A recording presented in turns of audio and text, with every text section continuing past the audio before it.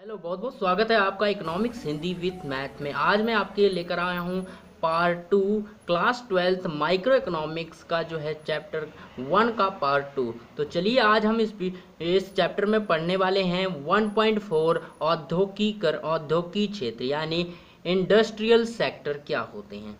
तो यहाँ पर हम ये पढ़ेंगे, इसके बारे में जानेंगे क्या क्या हैं। तो सबसे पहले हम शुरू करते हैं यही। तो यहाँ पर हम देखते हैं औद्योगिक क्षेत्र में क्या था। औद्योगिक क्षेत्र जो है, भारत जो औद्योगिक क्षेत्र में था, तो भारत में एक ही औद्योगिक क्षेत्र प्रचलित था जिसका नाम था हस्तशिल्प उद्योग। तो हस्तशिल्प उद्योग में भारत पूर्णतः जो है मुख्य रूप से जो है यहाँ पर प्रचलित था। ठीक है, तो एक ही उद्योग था जो यहाँ पर बहुत रूप से प्रचलित था और वो उसका प्रचलन था। लेकिन क्या हुआ, वो जब अंग्रेजों ने यहाँ पर भारत पर कब्जा कर लिया तो जिसके कारण यहाँ पर जो है हस्तशिल्प उद्योग का पतन हो गया, यानी धीरे धीरे वो खत्म होने लगा, उसकी प्रचलितता कम हो गई। कैसे कम हुई? क्योंकि यहाँ से कच्चा माल जब ब्रिटेन में जाता था यानी दूसरे जगह जाता था, तो यहाँ से जब यहाँ से कच्चा माल जाता था, वहाँ से निर्मित वस्तुएं आती थी और वो वस्तुएं बहुत ही अच्छी और सस्ती होती थी। यानी सस्ती होती थी, अच्छी होती थी, लेकिन हमारे उद्योग में जो बनती थी वो महंगी होती थी और उनमें क्वालिटी भी इतनी अच्छी नहीं होती थी, जिस कारण से लोगों ने से हमारे उद्योग से निर्मित चीज़ों को खरीदना बंद कर दिया और धीरे धीरे जो है हस्तशिल्प उद्योग का पतन हो गया। ठीक है, यानी पतन मतलब खत्म हो गया, बंद हो गया। चलिए देखते हैं कि यहाँ पर जो है इसकी क्या क्या है, यहाँ पर विशेषताएं हैं, कैसे कैसे जो है यहाँ पर दयनीय स्थिति कौन कौन सी थी, किस कारण से, यानी औद्योगिक क्षेत्र में क्या क्या दयनीय स्थिति थी वो देखते हैं। तो यहाँ पर पहली स्थिति जो है विऔद्योगिकीकरण, हस्तशिल्प उद्योग में गिरावट। जो हमारा विऔद्योगिकीकरण था यानी जो हस्तशिल्प उद्योग था, यहाँ पर जैसा कि मैंने अभी बताया हाथ से निर्मित वस्तुओं को बनाया जाता था। तो हाथ से बनाने वाली वस्तुएं हस्तशिल्प यानी मूर्तियां बनाई जाती थी। हस्तशिल्प यानी हाथ से वस्तुओं को बनाने वाला उद्योग था जो कि गिरावट का सामना कर रहा था। तो यहाँ पर क्या हुआ, गिरावट आई। क्यों गिरावट आई? क्योंकि भारत से कच्चा माल प्राप्त करके उसे ब्रिटेन में ले जाकर वहाँ पर स्थापित उद्योगों से आधुनिकीकरण कर यानी बना करके वहाँ फिर से भारत में लाया जा रहा था और भारत में जो है भारत के बाजार में उन वस्तुओं को ऊंची कीमत पर बेचा जा रहा था, जिस कारण से जो है औद्योगिकीकरण जो है हस्तशिल्प उद्योग का पतन हो गया, यानी उसमें गिरावट आने लगी और धीरे धीरे ये खत्म होने लगा। उसके बाद दूसरा चीज देखते हैं क्या था, हस्तशिल्प उद्योग के पतन के विपरीत प्रभाव। तो हस्तशिल्प उद्योग जो था वो उसका पतन हुआ, उसके क्या क्या प्रभाव हुए, यानी पूंजीगत वस्तु उद्योग से क्या होता है, यहाँ पर एक पूंजीगत वस्तु उद्योग था। ठीक है, तो पूंजीगत वस्तु उद्योग से क्या होता है, क्या अभिप्राय है, उन उद्योगों से होता है जो कि मशीन उपकरण उत्पादित कर सकते हैं।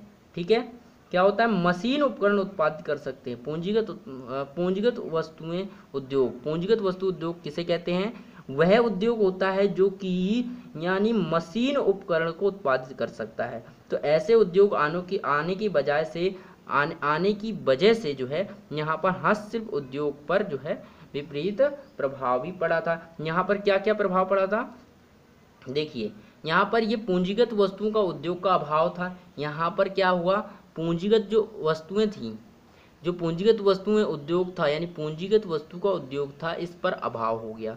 क्यों अभाव हो गया? क्योंकि आधुनिकीकरण आ गया, क्योंकि वहाँ पर ब्रिटेन में बहुत सारी वस्तुएं थी, मतलब मशीनें थी जिनसे कि आसानी से काम हो जाता था और जो है वस्तुएं बन जाती थी। आधुनिकीकरण मशीनें थी, जिस कारण से भारत में ऐसा नहीं था, इसलिए क्या हुआ, पूंजीगत वस्तु उद्योग का भारत में जो है अभाव हो गया।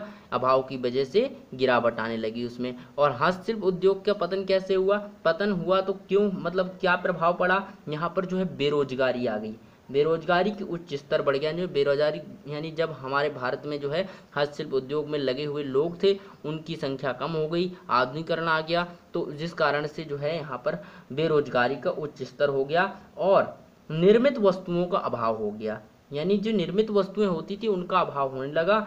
और क्योंकि अब क्या है, निर्मित वस्तुओं का जो आयात होने लगा था, यानी जो वस्तुएं थी, निर्मित वस्तुएं थी, उनको आयात करने लगे थे, क्योंकि यहाँ पर अब उद्योग रह नहीं गया था। अब उद्योग कहाँ था? अब ये ब्रिटेन में था। तो ब्रिटेन से यहाँ पर वस्तुओं को लाया जाता था, आयात ज़्यादा बढ़ गया, बेरोजगारी बढ़ गई भारत में, और पूंजीगत वस्तु उद्योग का अभाव हो गया। उसके बाद देखिए सकल घरेलू उत्पाद में निम्न योगदान, क्योंकि भारत में कोई भी उत्पादन क्रिया नहीं की जा रही है, केवल यहाँ से कच्चा माल लिया जा रहा है और लेकर के ब्रिटेन में उसे विनिर्माणित करके वस्तुओं को बनाया जा रहा है, जिस कारण से जो है निम्न स्तर हो गया किसका? सकल घरेलू उत्पाद यानी जीडीपी का निम्न स्तर हो गया। अब पांचवा पॉइंट है कि सार्वजनिक क्षेत्र की जो है सीमित भूमिका। जो सार्वजनिक क्षेत्र था, यानी जो सार्वजनिक क्षेत्र है भारत का, वो जो है ध्यान नहीं दे पा रहा था, यानी ज़्यादा ध्यान नहीं दिया उसने किस पर? घरेलू उद्योगों पर, यानी घरेलू उद्योग समाप्त होने लगे और उद्योग की क्षेत्र पर ध्यान नहीं दिया उसने, कोई जो है अपनी ज़्यादा योगदान नहीं दिया, जिस कारण से उसका जो है उसकी भूमिका सीमित थी, कम भूमिका थी, जिसके कारण ये धीरे धीरे खत्म होने लगे। तो ये कुछ कारण से जिनके कारण जो है धीरे धीरे खत्म हो गया औद्योगिक की क्षेत्र जो है भारत का, और इस पर प्रभाव भी पड़े। आगे देखते हैं हम अगला। अब देखते हैं 1.5 में क्या क्या है? 1.5 में है विदेशी व्यापार यानी फॉरेन ट्रेड। तो विदेशी व्यापार क्या होता है? तो देखिए विदेशी व्यापार का मतलब यही है जब एक देश से दूसरा देश, यानी एक देश और या दो देशों के बीच में जब व्यापार होता है तो उसे कहते हैं विदेशी व्यापार। तो ब्रिटेन शासन के दौरान, यानी ब्रिटिश शासन के दौरान विदेशी व्यापार की स्थिति क्या थी? चलिए देखते हैं।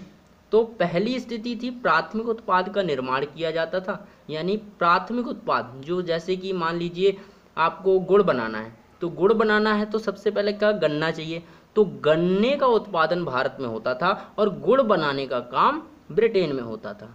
तो ये देखिए यहाँ पर उत्पाद यानी जो है उत्पाद का निर्माण किया जाता, प्राथमिक उत्पाद यानी पहले कच्चे माल का निर्माण जो है भारत में होता था और निर्मित वस्तुओं को बनाने का काम जो है यहाँ पर निर्मित वस्तुओं को बनाने का काम कहाँ होता था? ब्रिटेन में होता था। तो पहला पॉइंट है प्राथमिक उत्पाद का निर्यात ज़्यादा से ज़्यादा होता था और तैयार माल का आयात होता था।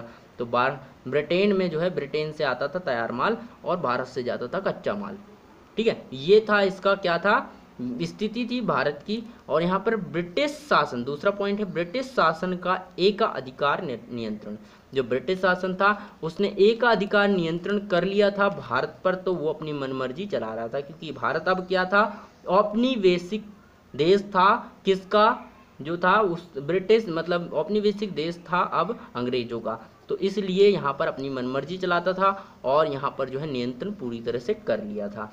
उसके बाद देखिए तीसरा पॉइंट है ब्रिटिश शासन के दौरान भारतीय कंपनी का निष्कासन। अब भैया देखो, भारतीय कंपनी का निष्कासन हो गया। जब ब्रिटिश शासन आया तो भारत में जो कंपनियां थी वो धीरे धीरे खत्म होने लगी, क्योंकि उन्होंने अपनी कंपनियों को स्थापित करना शुरू कर दिया था। क्या कर दिया था? उन्होंने अपनी कंपनियों को स्थापित करना शुरू कर दिया था, जिस कारण से जो है धीरे धीरे भारत की कंपनियां खत्म होने लगी, भारत का उद्योग खत्म होने लगा। तो ये क्या होते, ये जो हैं हमारे विदेशी व्यापार पर जो है प्रभाव पड़े। ठीक है, आई होप यहाँ पर आपको समझ आएगा। पहला है यहाँ पर प्राथमिक उत्पाद का निर्यात होता था और तैयार माल का आयात किया जाता था।